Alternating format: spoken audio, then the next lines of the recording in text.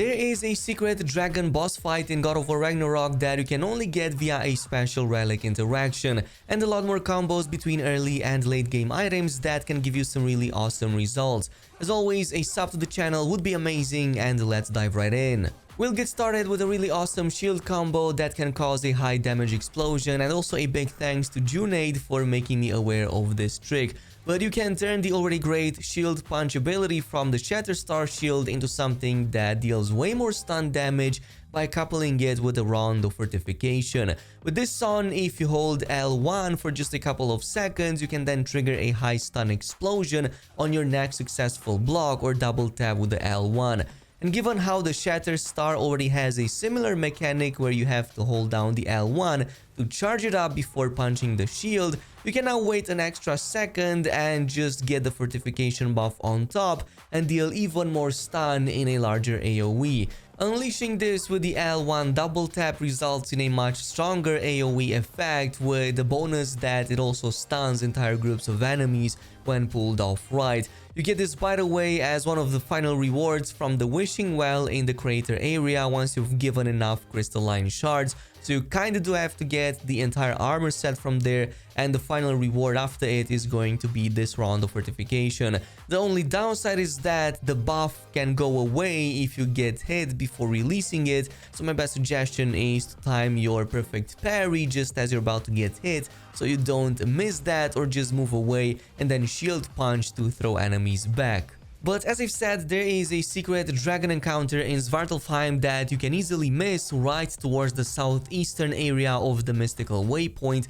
right here in the Bay region. You will need to actually get the same mystical relic that we used to unfreeze the troll statues for the Steinbjorn armor, so I suggest heading over to Midgard near Tyr's temple and retrieve it if you didn't already. Because if you get it, you can get back here and you will notice this frozen dragon on this big rock. So if you go ahead and activate the relic, it's going to unfreeze the everlasting, which is like going to be one of the more difficult boss fights in God of War Ragnarok, but not like super complicated compared to some of the other endgame fights. Maybe just be careful, as it does use a lot of freezing attacks to slow you down, and especially the frozen breath it does during the flying rounds. It can be particularly annoying as it does leave a frost effect on the ground that can also damage you even more. But once defeated, it doesn't really do much outside of the fact that it gives you one of the best Jotunheim force enchantments in the entire game, which has 6 for each of the stats. It's a bit disappointing, but the Jotunheim enchantments are some of the best if you want to go with like a full infinite dodge and also buff damage once your rage is full. More on that in just a little bit. In the meantime, let's talk about an infinite HP regen that you can do with the Steinbjorn armor, since we were talking about it. But you can make its bloodthirsty retaliation way stronger if you combine it with any ability or skill that has a lot of attacks per second.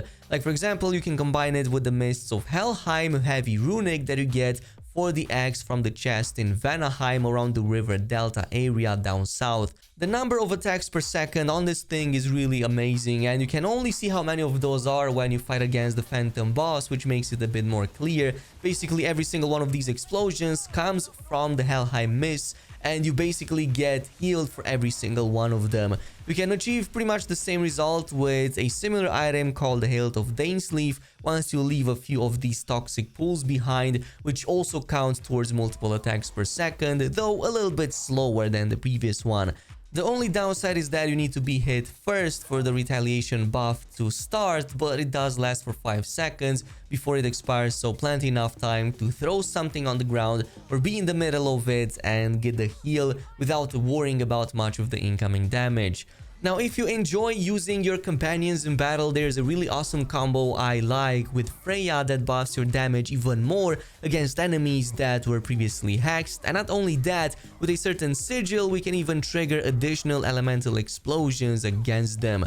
So the first one we're gonna be using is the Sigil Punishment. This one will make your melee attacks against enemies afflicted with the hex to deal significantly higher damage. As long as you apply the purple effect on them, you're going to see your melee numbers going up, and it's worth it against some of the tankier enemies if you want to squeeze every single bit of damage against them.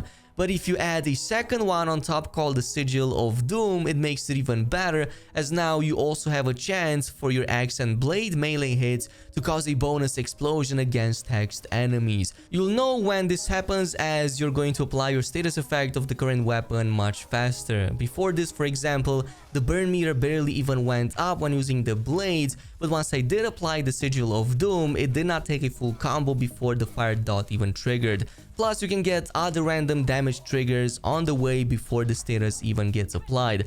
Once the debuff is fully activated, if you shoot any more hex arrows, you're going to immediately trigger that elemental explosion until the full effect wears off. So in this case, I suggest switching to the sonic arrows instead, since you're going to be able to stun enemies much easier. And for that reason is why I'm also still using the sonic aftershock. In this case, a really awesome option to make your melee attacks stun enemies much faster if they are affected by the sonic debuff. Anyway, on a final note, until New Game Plus arrives, there is one final combo that I really enjoy between the Radiance set and the Runes of Alfheim. It's a bit more high risk, high reward, but if you're like me and finish the game and do want a challenge, this is like the next best thing. Because this is going to be all about doing perfect dodges, but also getting massive damage boosts as a result. So this requires you to use the Radiance set bonus for the gauntlets and the waist guard, and also the bonus from the Alfheim enchantments. With the armor bonus, you get that nice last second evade round shift that triggers for around 1.75 seconds if you dodge at the right moment, while the Alfheim set empowers your next attack after a last second dodge based on your strength. So you can even add an emblem of the 9 realms, for example, to further increase the melee damage and get like as much as you can out of the slow-mo effect. This results in pretty much doing around the same amount of damage in one single hit with all of these buffs that you would otherwise need 3 or 4 normal hits for, so almost basically a full combo, at least with the Blades of Chaos.